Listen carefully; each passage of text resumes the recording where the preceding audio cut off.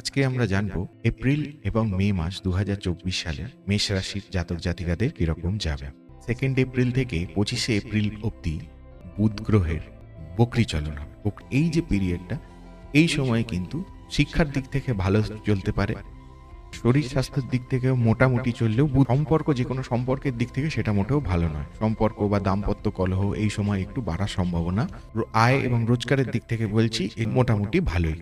এই 13 এপ্রিল অবধি এই যে পোর্শনটা শারীরিক দিক থেকেও খুব একটা সুবিধাজনক নয় মেষ রাশির জন্য। 23 এপ্রিলের পর থেকে এই মঙ্গলের প্রভাবে মেষ রাশি কিন্তু অনেক বেশি বেনিফিটেড হবে কিনা। ওভারঅল দেখতে গেলে মেষ রাশির এই এপ্রিল এবং মে মাস, এপ্রিল মাসের শুরুর দিকটা খুব একটা সুবিধাজনক না হলেও, সেটা শরীর স্বাস্থ্যের দিক থেকেই হোক, সম্পর্কের দিক থেকেই হোক, যে কোনো দাম্পত্য কলহ বা নতুন প্রেমিক প্রেমিকার সম্পর্ক, এই শুরুর দিকটা খুব একটা সুবিধাজনক না হলেও পরের দিকটা ভীষণই ভালো হবে।